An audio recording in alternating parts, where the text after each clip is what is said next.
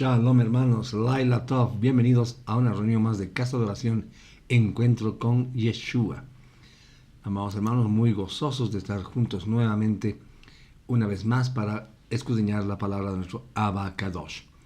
Continuamos hoy con la lectura de las porciones de la Torá, el ciclo semanal, y hoy nos toca leer la porción número 48 que lleva por título Shoftim. Shoftim quiere decir jueces.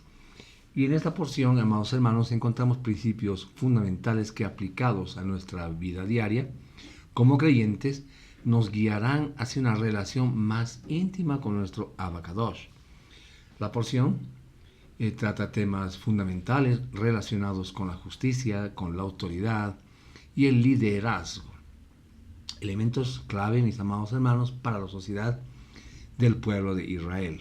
En esta porción, Moshe instruye al pueblo sobre la importancia de establecer un sistema judicial justo, ¿verdad?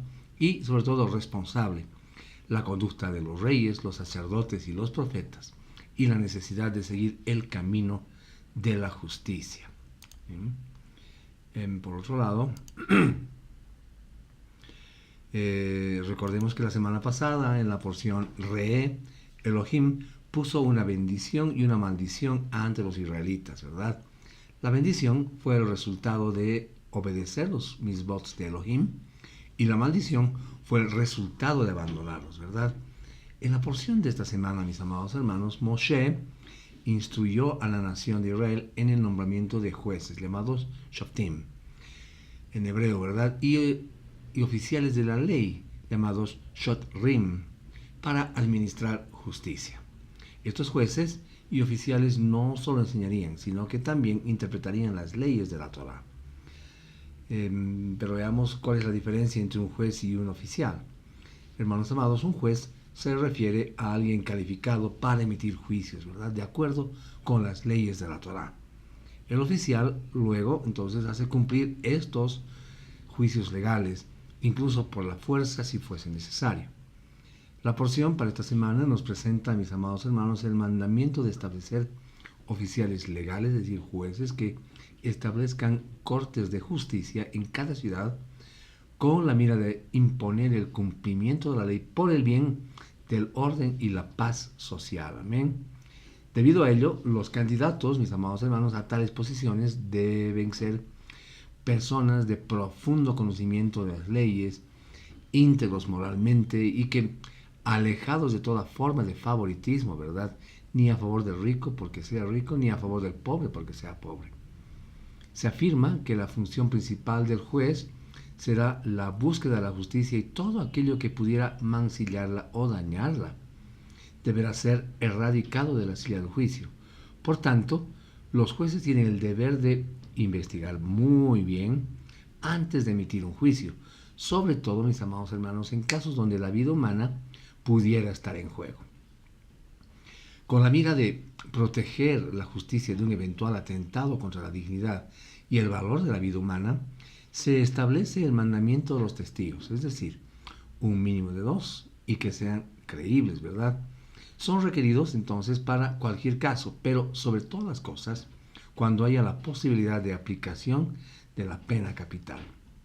Entonces, con el objetivo de asegurarse que los testigos son realmente confiables, se exige de ellos que, en caso de que los jueces puedan encontrar al acusado culpable y reo de muerte, que sean sus acusadores los primeros en lanzar la piedra contra él.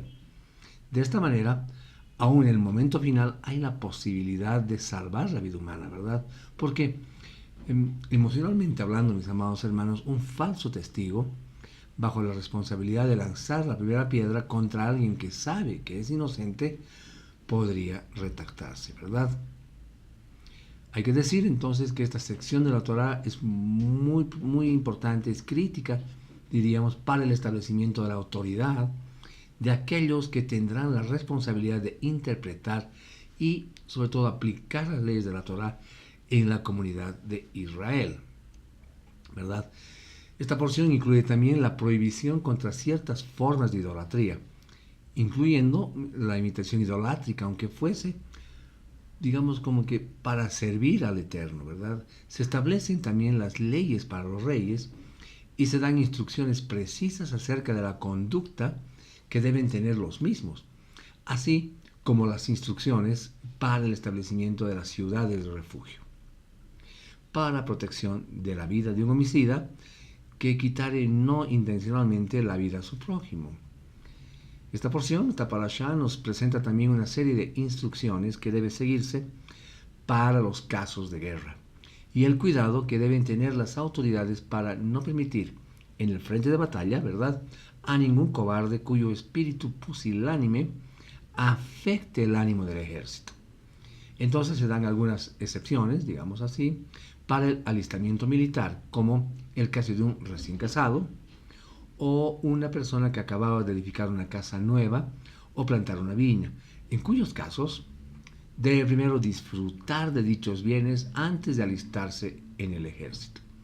La porción Shoftim concluye con las leyes que deben seguirse en caso de un presunto asesinato donde se desconoce al homicida. Amén.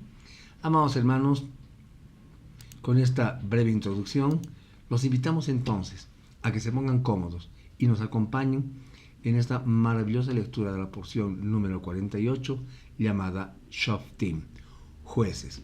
Les animamos a que puedan tener a mano su libro de apuntes, su cuaderno de apuntes, sus escrituras, y acompáñenos en esta hermosa aventura de la lectura de nuestra porción semanal. Amén. Muy bien, dicho eso entonces, nos vamos a ir directo a la Torá y vamos a comenzar a leer los versículos correspondientes. Amén. Bien, ven ustedes entonces en sus pantallas la base bíblica, ¿verdad? Capítulo 16 de Devarim, administración de la justicia. Verso 18 nos dice que es la porción 48, Shoftim, y la base bíblica está en el libro de Devarim, Deuteronomio, capítulo 16, verso 18 al capítulo 21, verso 9 inclusive. Muy bien, entonces vamos a comenzar a leer el versículo 18, alía 1, y dice: ustedes nombrarán jueces y oficiales para todas las puertas en las ciudades que Adonai su Elohim les está dando, tribu por tribu, y ellos juzgarán al pueblo con juicio recto. Hermanos, acá vemos que Yud-Heh-Vav-Heh ordena establecer dos tipos de personas especiales: los magistrados o jueces y los oficiales. La palabra hebrea para magistrado se dice shafat, que está en el Strong 8199, que significa causa, contender, defender, gobernar, juez, juicio, juzgar, litigar. Mientras que la palabra usada para oficiales es shoter. Está en el Strong 7860, shoter, que significa gobernador, oficial o principal. Esto significa que al establecer dos tipos de funcionarios, estaba mostrando la configuración de un poder legislativo y un poder ejecutivo, ¿verdad?, distribuidos en toda la tierra de Israel. De esta forma, cada grupo de personas tendrían estos oficiales que harían juicios sobre ellos. La función principal de estos dos grupos era hacer valer la Torá en el pueblo. Ahora, hermanos, esto nos enseña dos cosas. Primero, que solo tiene autoridad de juzgar aquel al que se le ha dado esa misión. Y segundo, que los jueces establecidos por Yud-Heh-Vav-Heh deben ejercer su función con toda justicia. Acá recurramos al Strong nuevamente. La palabra justicia en hebreo se dice tzedek, ¿verdad?, que está en el Strong 6664, que significa derecho, equidad, honradez, justicia, con justicia, justo, rectitud. Y Rab Shaul nos dice en Romanos 2.13,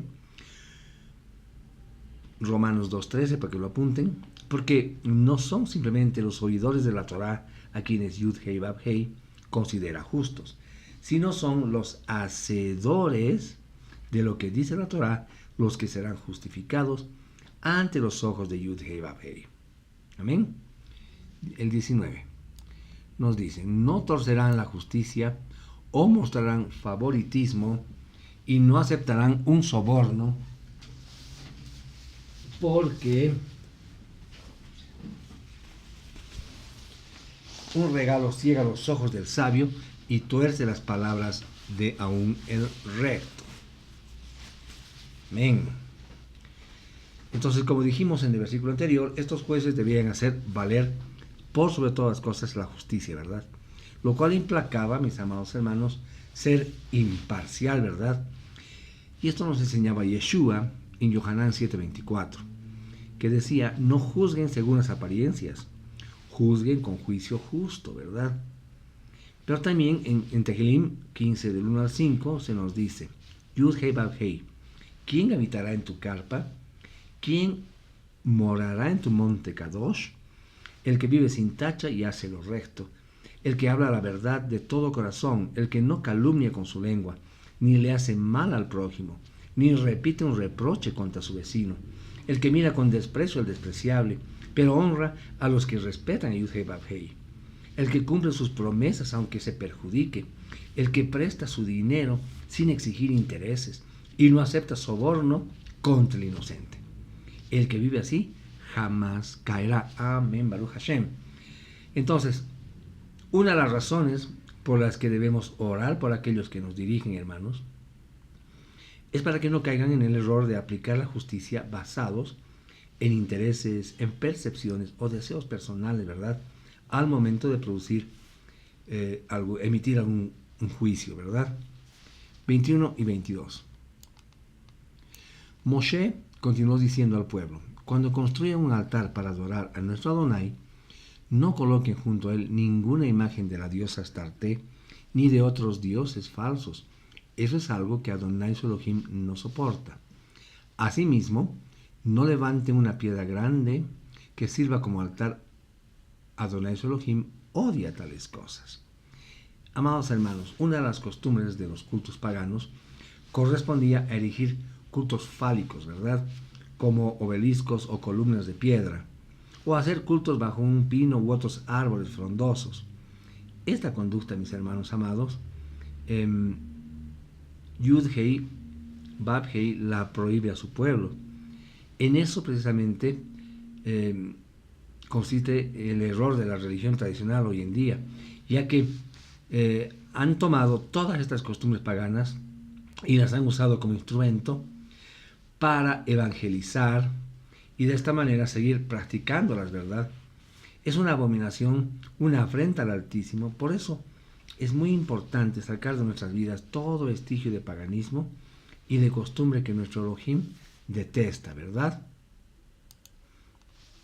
Vamos a ir al capítulo 17, verso 1.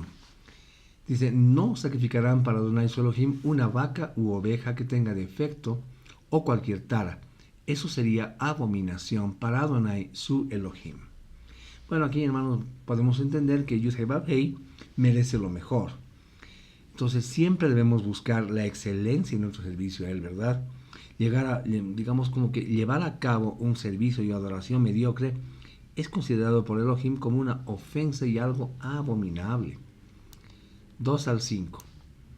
Si se ha encontrado entre ustedes dentro de cualquiera de sus puertas, en cualquier ciudad que Adonai su Elohim les haya dado, un hombre o una mujer, que hace lo que Adonai su Elohim ve como perverso, transgrediendo su pacto, por ir a servir otros dioses y adorarlos, el sol, la luna o cualquier cosa en el firmamento, algo que yo he prohibido, y se lo dicen a ustedes u oyen acerca de ello, entonces investigarán el asunto diligentemente.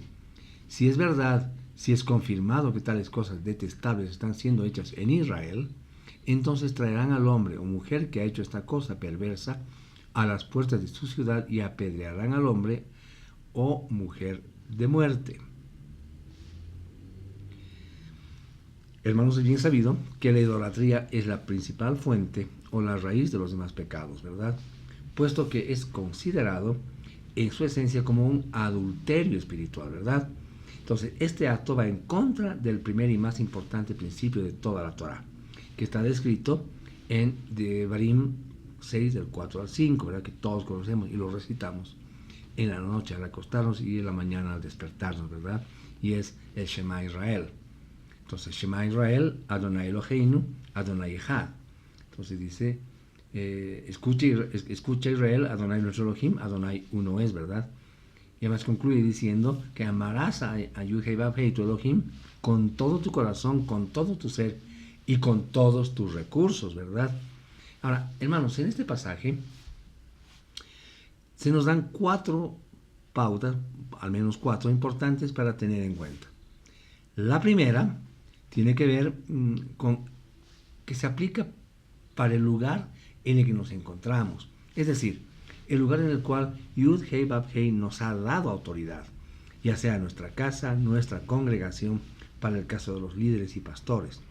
Es necesario entender que se habla tanto para el natural como para el extranjero que viva en Israel. Segundo, cualquier forma de idolatría se basa en la adoración al sol, la luna y demás creaciones, ¿verdad? Entonces, esta es una práctica que Elohim de verdad condena, mis hermanos. Es importante entonces y necesario entender que todas las religiones paganas tienen su origen en Babel, ¿verdad? Este tipo de adoración se evidencia de muchas maneras, una de las cuales, más ensalzada y errónea, es la de decir que Elohim cambió el día de adoración del Shabbat, estableciendo, como sabemos, desde la creación para el domingo, es decir, el día del sol, Sunday, ¿verdad? Haciendo, digamos, como que ir en contrarruta a lo que Elohim mismo había ordenado, ya que dice el versículo, algo que yo nunca mandé, ¿verdad?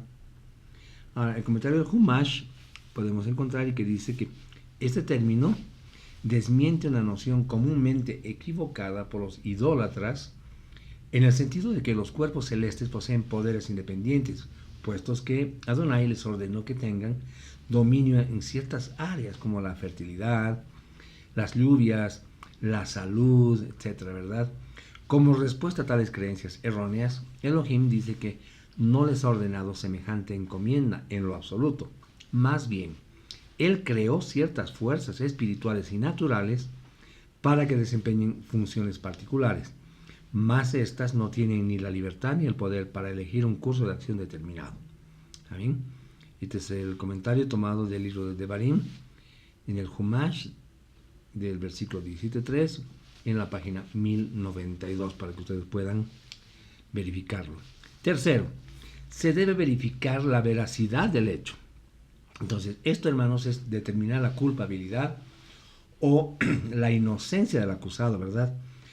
A esto se le llama hacer un juicio justo. La cuarta cosa es que se debe extirpar de raíz el mal entre el pueblo, ¿verdad? Una vez probada la culpabilidad del acusado, se debe ejecutar juicio contra él. Tolerar el pecado significa hacerse partícipe de él, hermanos. De esta manera, se nos demandará por esto. Ojo, ¿no? Entonces debemos ser fieles a Elohim y exterminar el pecado de cada área de nuestras vidas, así como de las personas que puso a nuestro cargo. 6 al 7. La sentencia de muerte será llevada a cabo solamente si hay testimonio de 2 o 3 testigos. No será sentenciado, dice este versículo, a muerte con el testimonio de solamente un testigo. Estos testigos serán, dice el versículo 7, los primeros en apedrearlo a muerte. Después, todo el pueblo lo apedreará. Así pondrán fin a esta perversidad entre ustedes. Entonces, para que una acusación sea válida, debe estar respaldada por testigos, ¿verdad? Como leemos, ya que es por manos de estos testigos que se recibirá juicio directamente, ¿verdad? Para que un juicio sea válido, entonces es requerido que se haga basado en hechos comprobables y no en meras suposiciones. ¿Está claro, verdad, hermanos? Bien. 8 al 10.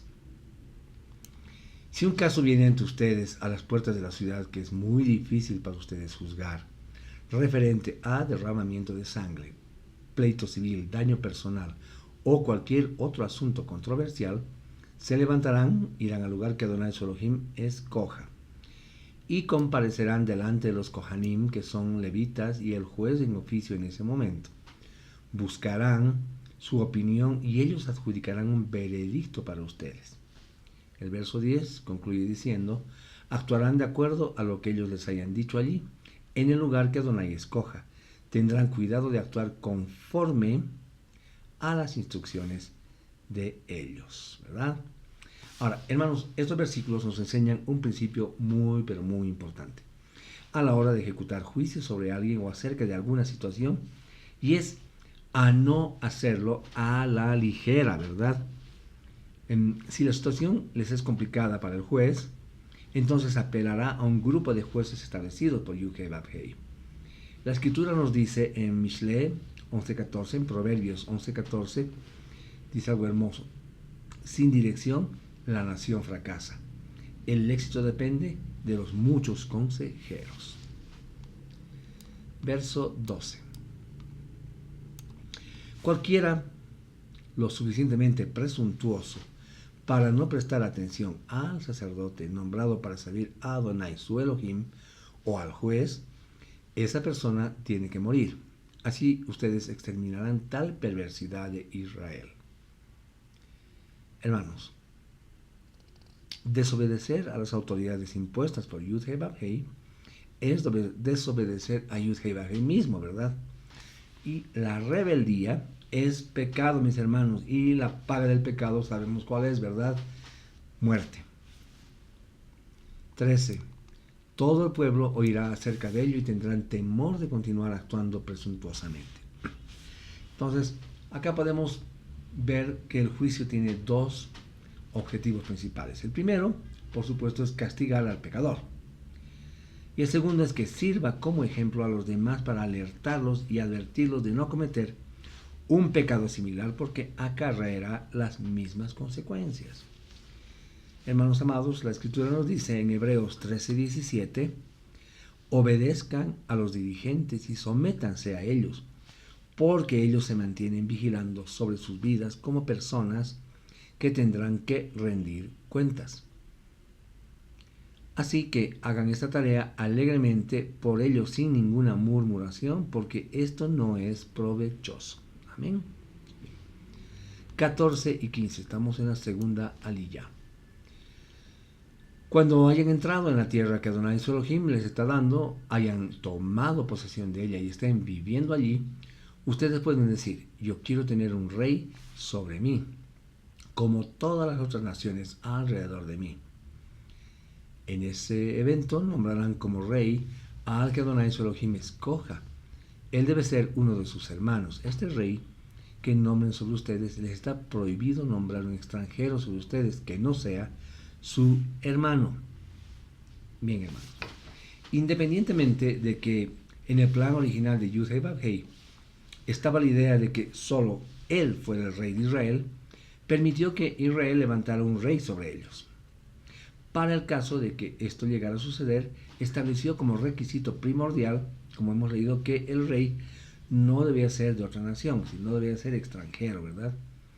Ahora, hermanos, esto realmente hermoso nos enseña un principio importante a la hora de establecer un liderazgo. Y es que no se puede poner a atender asuntos de fe, de emuná, a alguien que no la tiene, ¿verdad? El hecho de que hubiera un rey extranjero sobre Israel implicaba una dirección contraria a la fe, a la emuná que se profesaba en el interior o al interior del pueblo, ¿verdad? Está claro. 16 y 17. Sin embargo, él no adquirirá muchos caballos para sí o hará que el pueblo regrese a Egipto para obtener más caballos, puesto que Adonai les dijo que nunca regresarán por ese camino.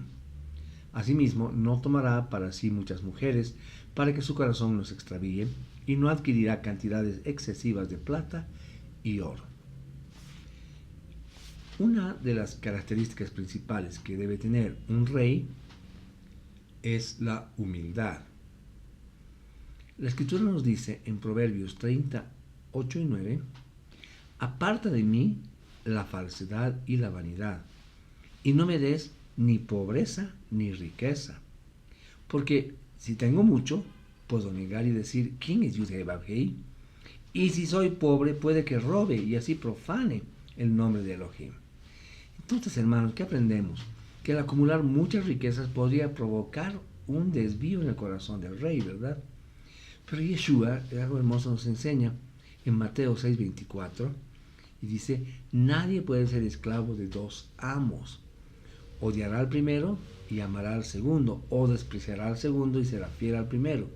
Entonces no puede ser esclavo de los dos, Yudhé Bab-Hei y el dinero, ¿verdad? Entonces, es necesario aclarar que no es el dinero el problema, mis hermanos amados, sino el amor al dinero, ¿verdad? Y Rab Shaul nos dice algo al respecto.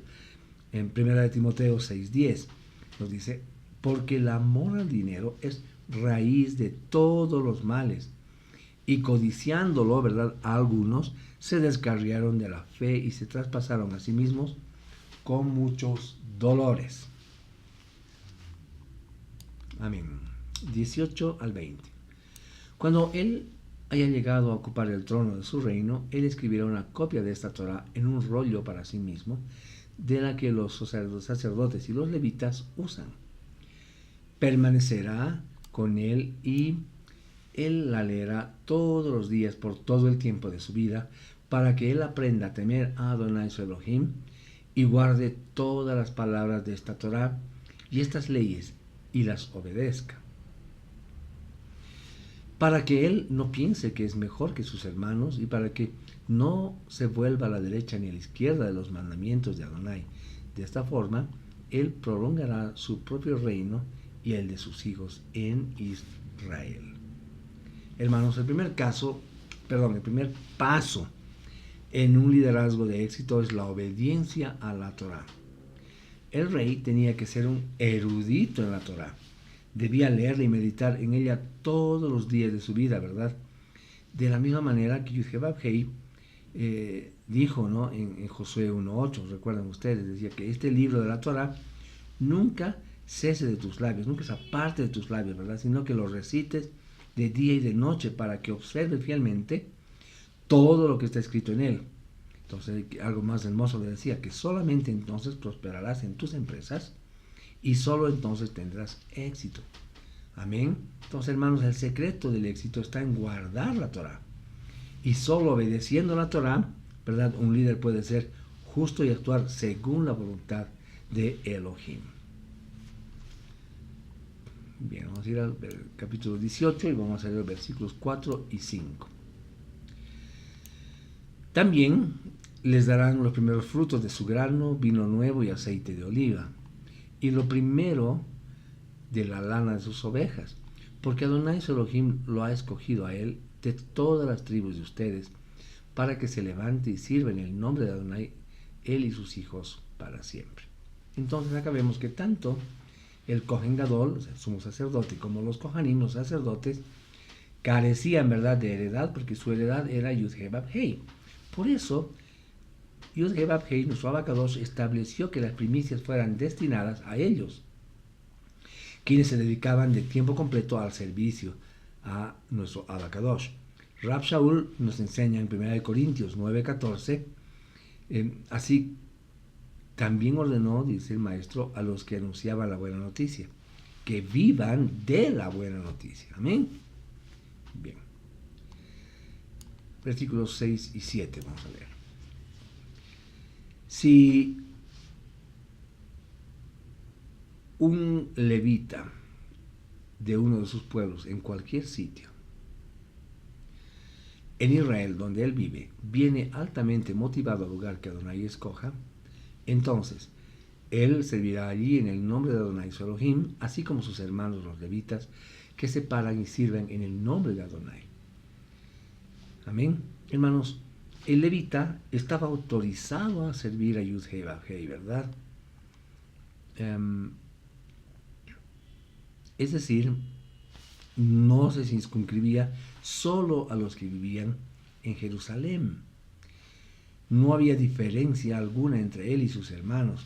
Ahora, entendemos por esto, ¿verdad?, que ante Yudhé Bab-Hei, ante nuestro Padre Celestial, todos somos iguales.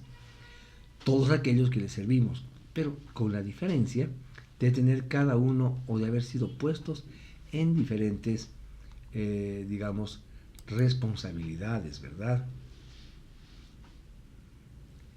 Bien, vamos a leer el versículo 9 a continuación.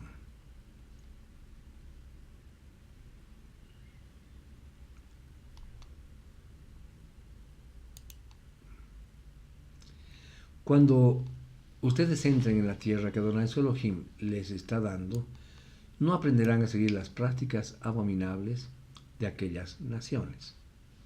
Hermanos amados, es un grave error imitar las prácticas paganas para dedicarlas a Yud-Heh-Vav-Heh. Si nosotros no podemos presentar adoración a Elohim según la que nosotros creemos, ¿verdad?, que le pudiera agradar, sino de la manera y con lo que Él ya ha establecido, que ya nos ha dicho que le agrada, ¿verdad? Entonces no llevaremos al mundo a Yud-Heh-Vav-Heh siendo o haciendo lo mismo que ellos hacen, sino siendo y haciendo, ¿verdad?, lo que nuestro Abacadosh Yud-Heh-Vav-Heh nos ha dicho que hagamos. Entonces no tenemos que presentar un mensaje atractivo a los oyentes para que les cause admiración. Lo que corresponde, mis amados hermanos, es vivir lo que nuestro Abba nos ha mandado en su Torah, para así impactar al mundo. Es decir, nuestro testimonio personal va a ser el que va a hablar por nosotros, ¿verdad? Hay que tener ese buen testimonio y ser sadiks, ¿verdad? Personas rectas, íntegras. 12. Dice, porque cualquiera que haga estas cosas es detestable a Adonai, y a causa de estas abominaciones, Adonai su Elohim los está echando delante de ustedes. Hermanos amados, en los versículos anteriores se detalla una serie de prácticas entre las naciones, ¿verdad?, las cuales nuestro Abba declara como aborrecibles. Estas prácticas son justamente el origen, las causantes de que estas naciones fueran expulsadas de la tierra. Esto servía como una alerta y advertencia, ¿verdad?, para la nación de Israel, para que no cometieran los mismos errores, porque de lo contrario recibirían las mismas consecuencias. Amén. Y el 13 nos dice, ustedes serán de corazón puro con Adonai su Elohim. Hermanos amados, el ser íntegro, puro de corazón.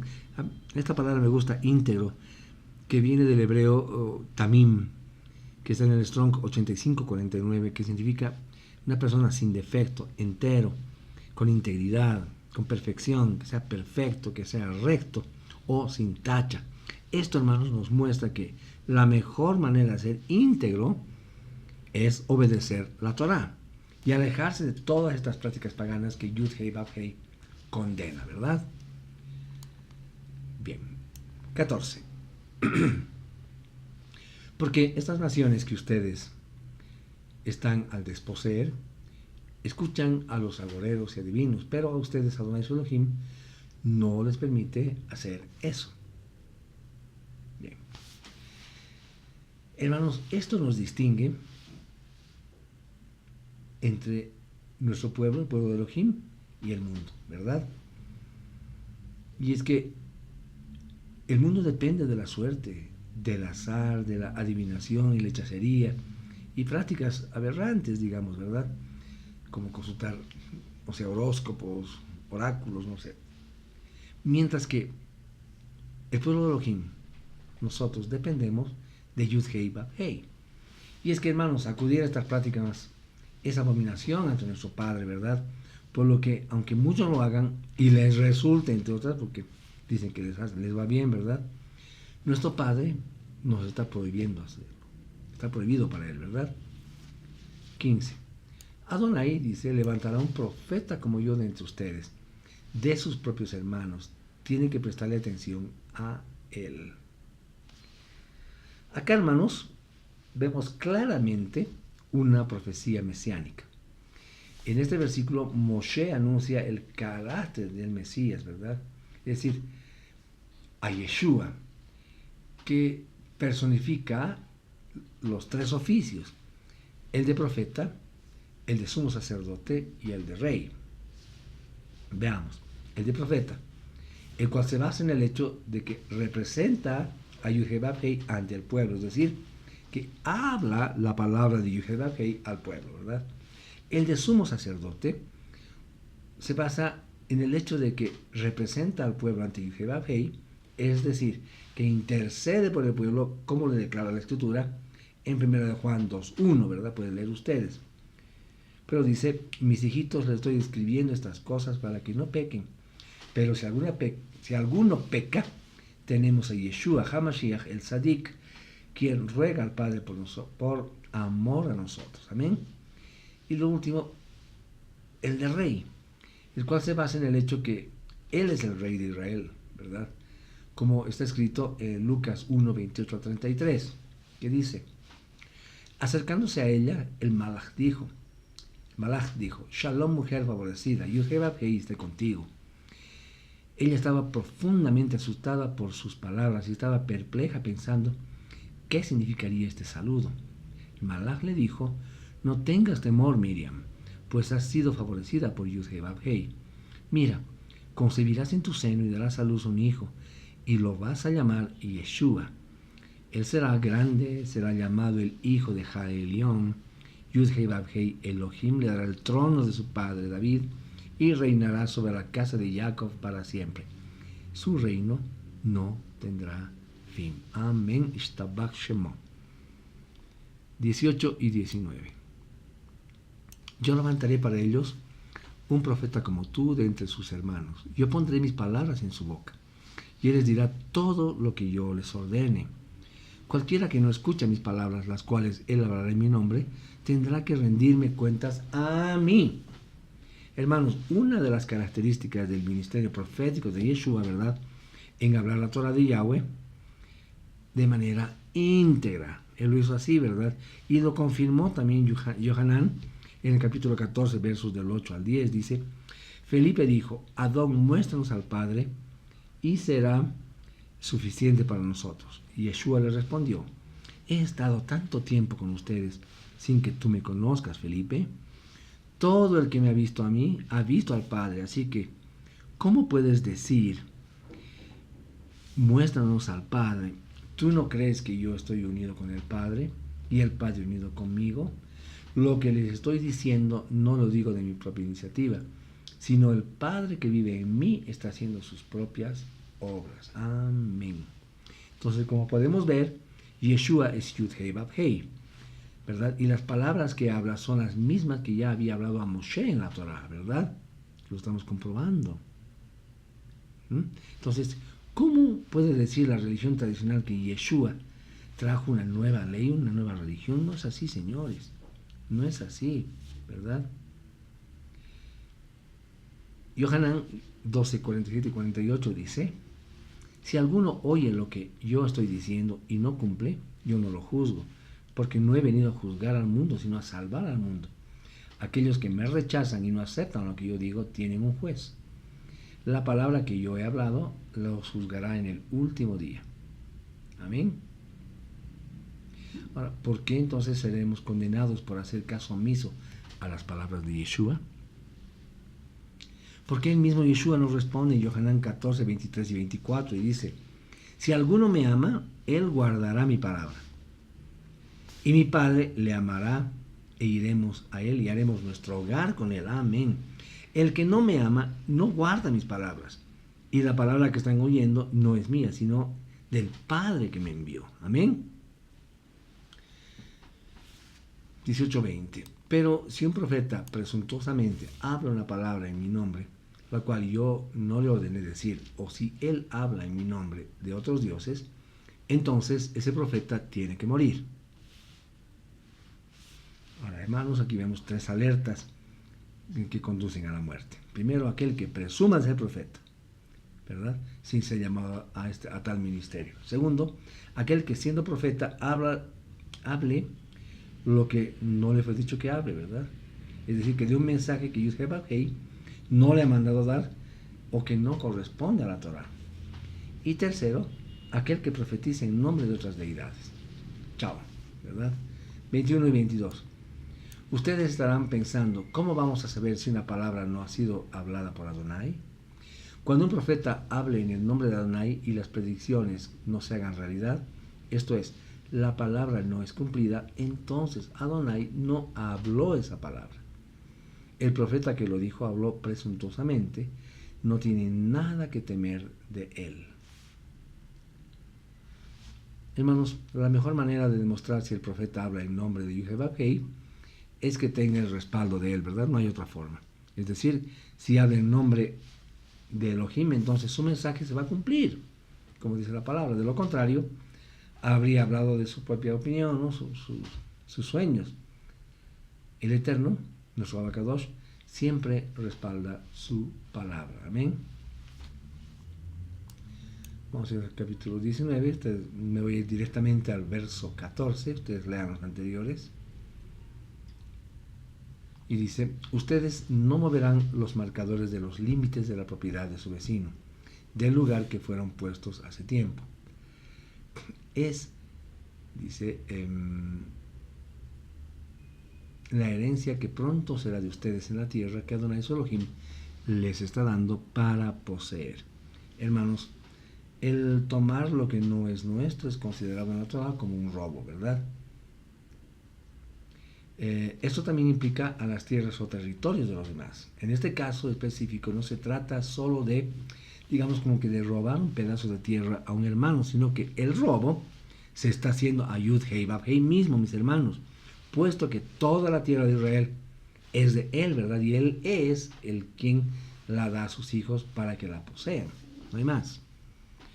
16 al 20. Dice: si un testigo malicioso viene al frente y da falso testimonio contra alguien, entonces ambos hombres envueltos en la controversia se presentarán delante de Adonai, delante de los Kohanim y los jueces en oficio en ese momento.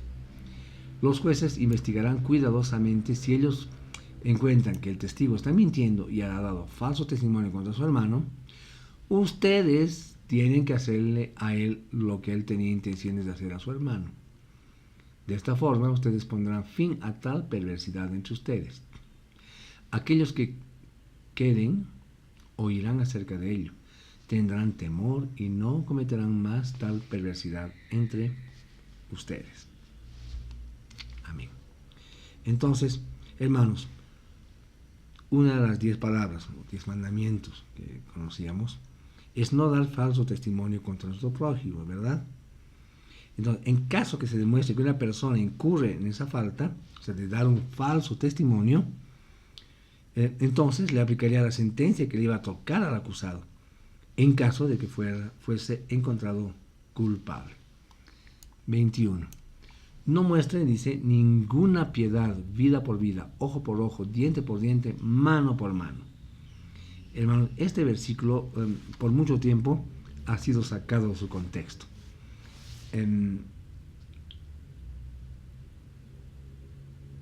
El principio de la restitución se basa en este versículo, lo cual garantiza que el pago sea conforme a la deuda. En otras palabras, según el delito, es la sentencia. O sea, no hay que darle más ni darle menos. Amén. Versículo 20. Del 1 al 4 vamos a leer.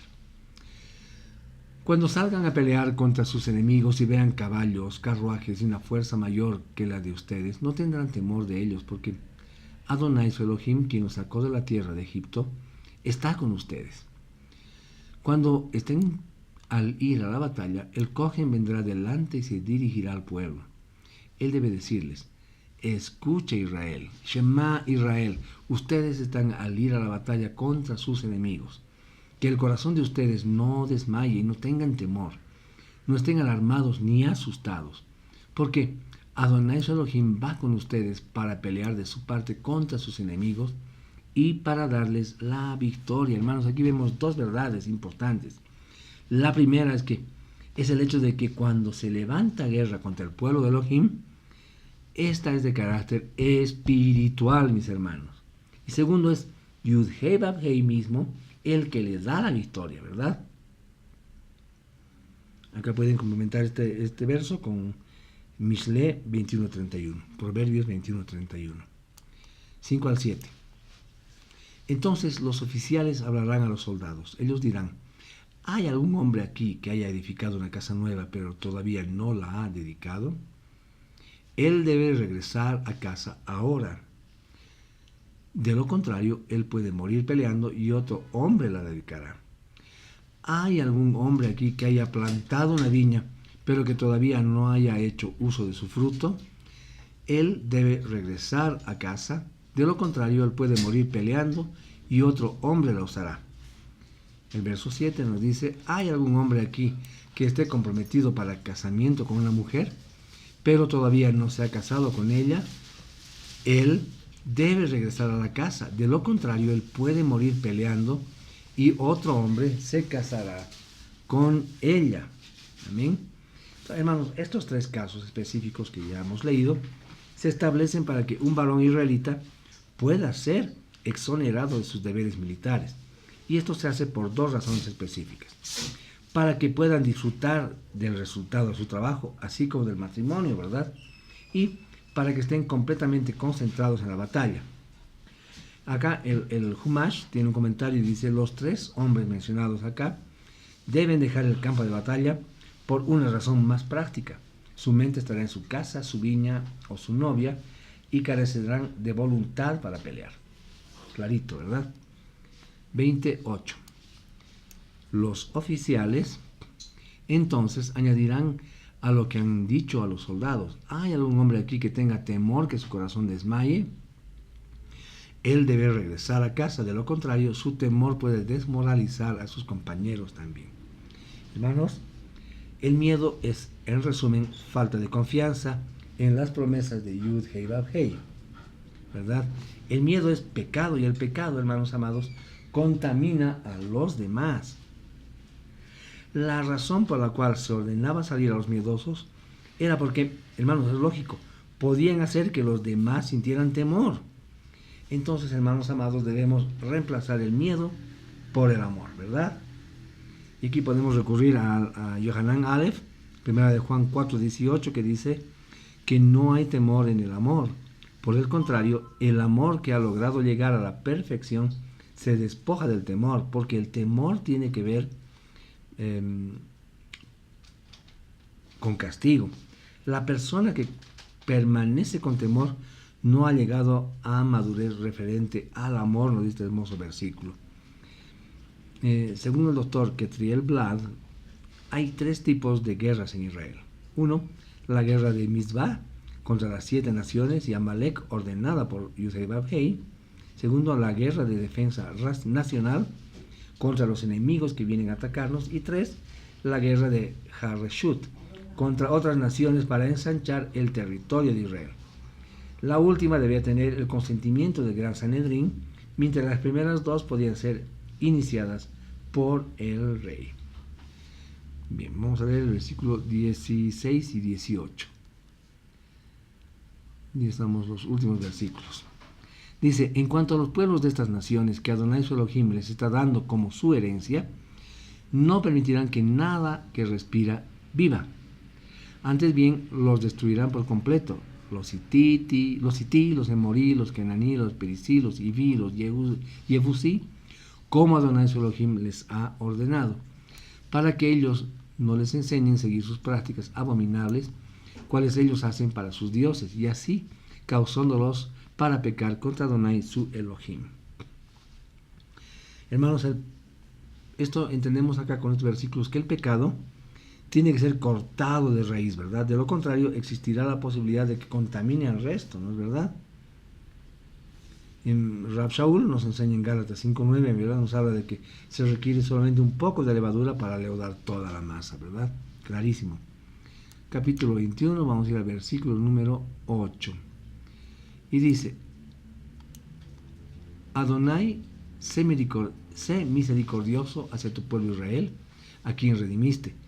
No permitas que sangre inocente sea derramada entre tu pueblo Israel, y ellos serán expiados por este derramamiento de sangre.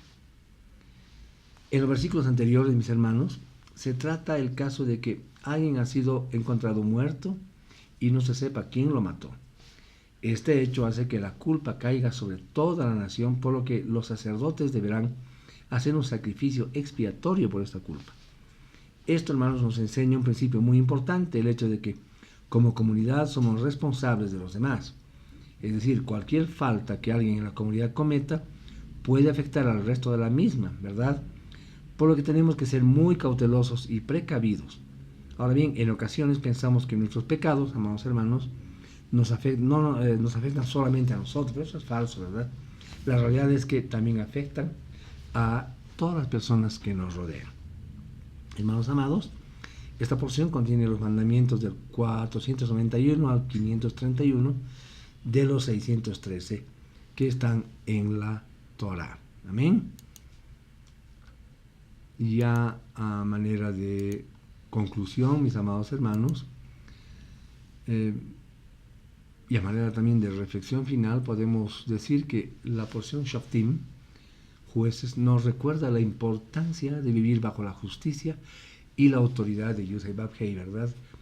Nosotros como creyentes en Yeshua estamos llamados a ser ejemplos de justicia, integridad y obediencia a la dabar de nuestro Abba Kadosh, ¿verdad? En todas las áreas de nuestra vida.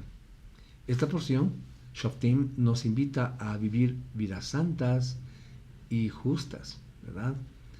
Al aplicar los principios de esta porción de la Torá, mis amados hermanos, a nuestra vida diaria, podremos experimentar una mayor libertad, shalom y gozo en nuestra relación con nuestro Padre Celestial. Yeshua nos mostró cómo hacerlo, y a través de su Ruach tenemos la capacidad de caminar en sus caminos, ¿verdad? Al seguir a Yeshua, mis amados hermanos, no solo cumplimos con la justicia, sino que también manifestamos el reino de Yud-Heh-Vav-Heh acá en la tierra. Amén. Mis amados hermanos, con esto habríamos acabado la porción número 48, Shoftim. Ha sido una porción realmente muy, muy hermosa. Nuestro Padre nos ha recordado temas de mucha importancia para nuestra vida diaria, ¿verdad? A cómo vivir con amor y con justicia. Será con nosotros, mis amados hermanos, hasta la siguiente semana, cuando vamos a encontrarnos el siguiente séptimo día, si así nuestro Kadosh lo permite, para continuar con la lectura de su bendita Torah. Que la bendición de nuestro Abba Kadosh caiga sobre ustedes, que la Torah sea la luz que ilumine nuestro caminar. Le agradecemos por las bendiciones que nos ha dado durante esta semana que terminó, y por todas las bendiciones y logros que tengamos con toda seguridad con su bendición la semana que hoy comienza. Amén. Será con nosotros hasta el siguiente Shabbat. Shabbat a todos mis amados hermanos.